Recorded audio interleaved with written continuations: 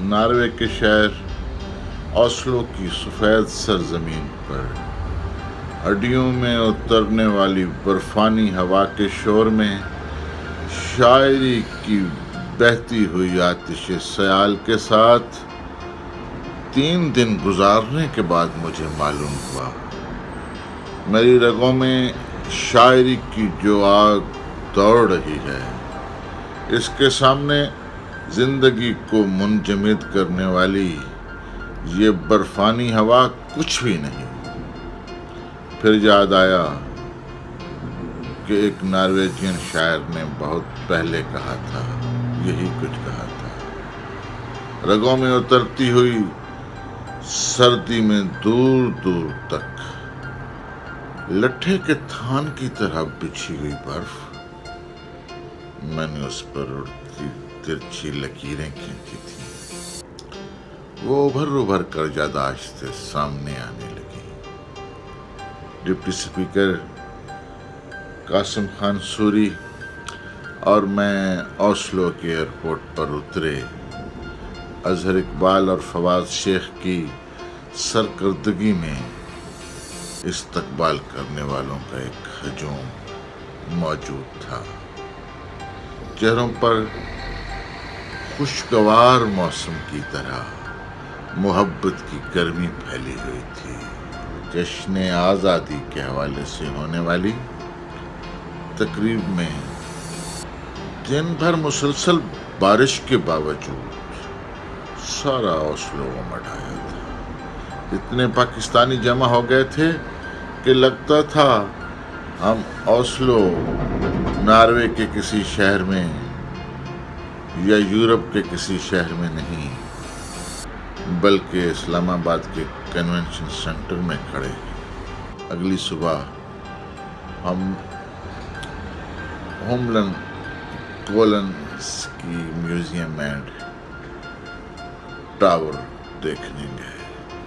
اس museum میں قدیم زمانے میں موسموں کی سختیوں سے خود کو محفوظ رکھنے والی اشیاء رکھی گئی تھی۔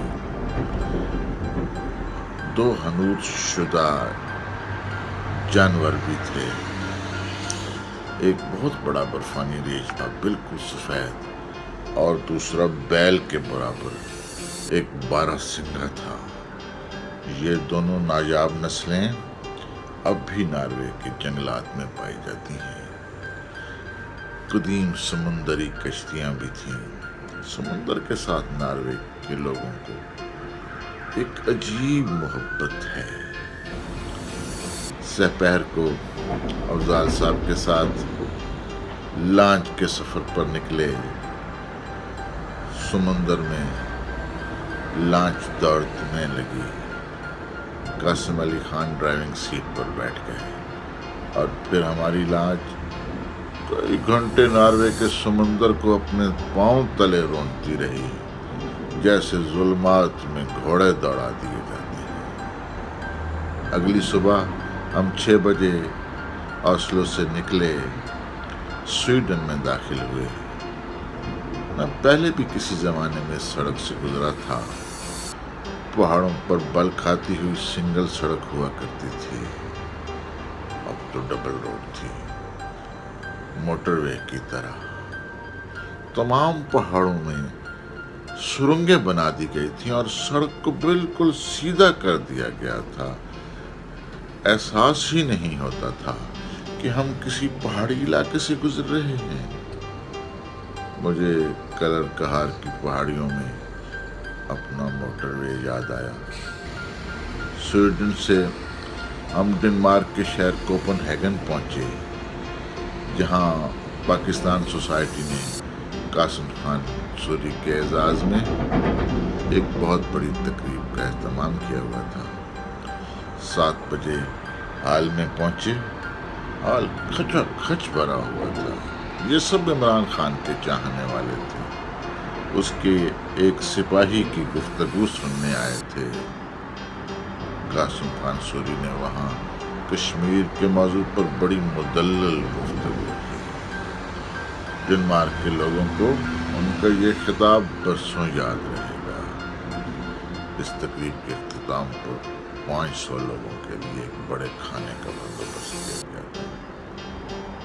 اگرچہ قاسم خان سوری کا یہ دورہ یورپ کا دورہ ذاتی نوعیت کا تھا، مگر کشمیر کے حوالے سے جو کچھ انہوں نے کیا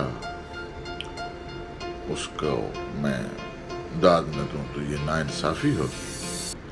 مودی حکومت کی طرف سے کشمیریوں پر ہونے والے ظلم و ستم کا حقیقی منظرنامہ انہوں نے لوگوں کو دکھا دیا اور آزادی کشمیر کے لیے لوگوں کو تیار کیا۔ انہیں بتایا کہ اب کوئی اور راستہ نہیں اس کے سوا کہ مسئلہ کشمیر حل ہو اور اقوام متحدہ کی قراردادوں کے مطابق